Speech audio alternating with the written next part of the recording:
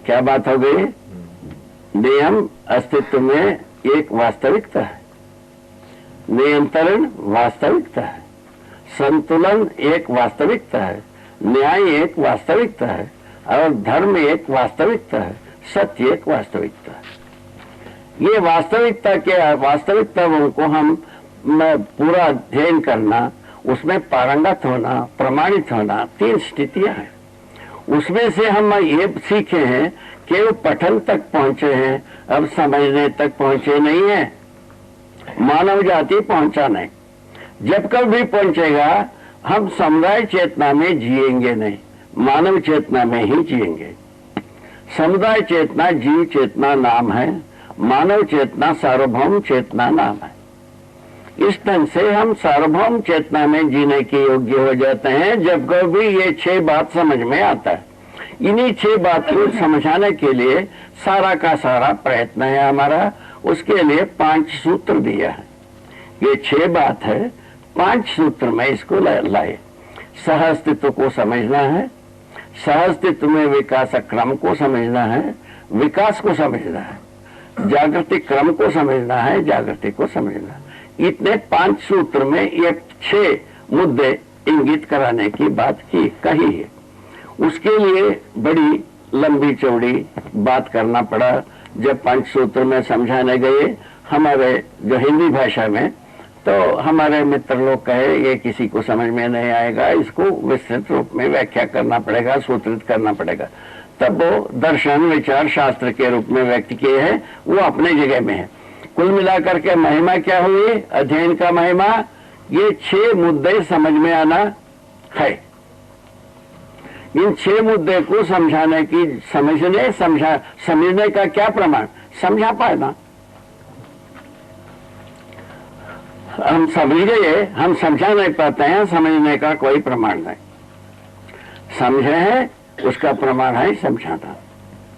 इस विधि से यदि हम कटिबद्ध होते हैं हम उपकार के योग्य हो जाते हैं। अब हमारे पास दोनों विधि आई। हमारे ही पास में रहने वाले कुछ लोग हैं, तो हम समझ गए हमको समझाने की क्या जरूरत है।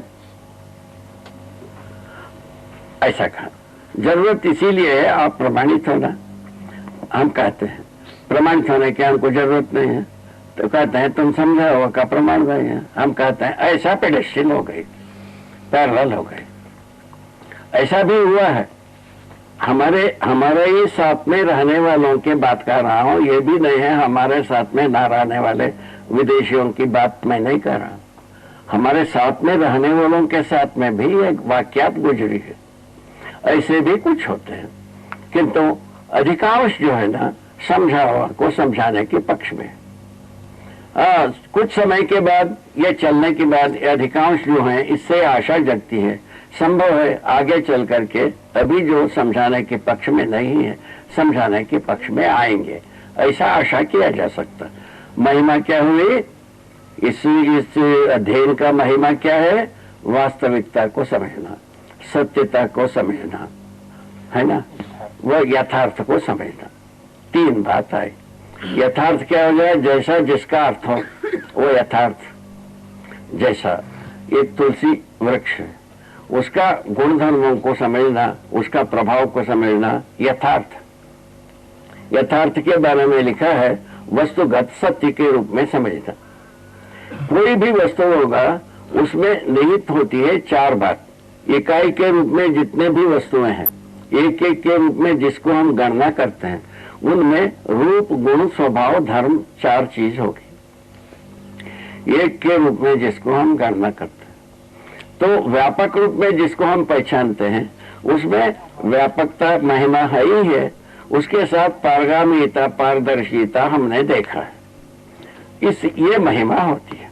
जैसा आप हम बैठे हैं, आप हमारे बीच में जो स्थली है ये व्यापक वस्तु का स्थली, व्यापक वस्तु ही है ये। इसमें ये इससे हम घिरे भी हैं, इसमें डूबे भी हैं, इसमें भीगे हुए हैं। इसका प्रमाण है हमारे में ऊर्जा संपन्नता बनी हुई है।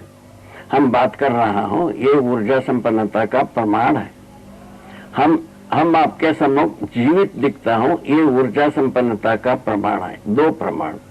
इस आधार पर आप हम ऊर्जा संपन्न हैं, इस बात को स्वीकार सकते हैं। ऊर्जा संपन्नता ही ऊर्जा ही एक मनुष्य के द्वारा ज्ञान है, समझ के साथ ही मनुष्य ऊर्जा संपन्न है। ये महिमा है। मनुष्य जो है ना, अपने आकार में होना पर्याप्त नहीं है, समझदारी से संपन्न होने पर ही हम ऊर्जा संपन्न होने का प्रमाण है। और माने सत्य में डूबे भीगे हुए हैं, इस बात का प्रमाण होता है। किस कब होता है ये? हम ज्ञान संपन्न होते हैं। ज्ञान क्या होता है पूछा, कल बताए थे। तो अस्तित्व रूपी परम सह अस्तित्व रूपी अस्तित्व दर्शन ज्ञान में हम पारंगत हो जाता हूं, तब हम ज्ञान संपन्न हुए।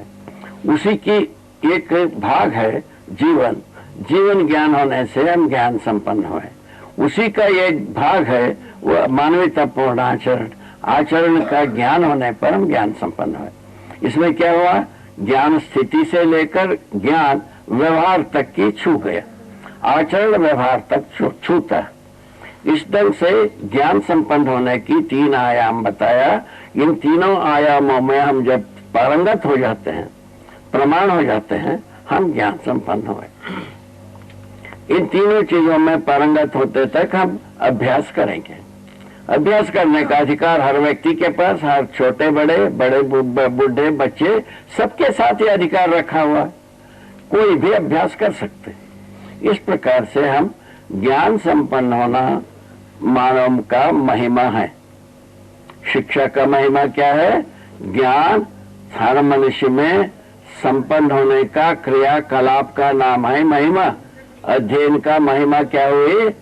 ज्ञान संपन्न होने का क्रियाकलाप के स्वरूप में प्रमाणित होना।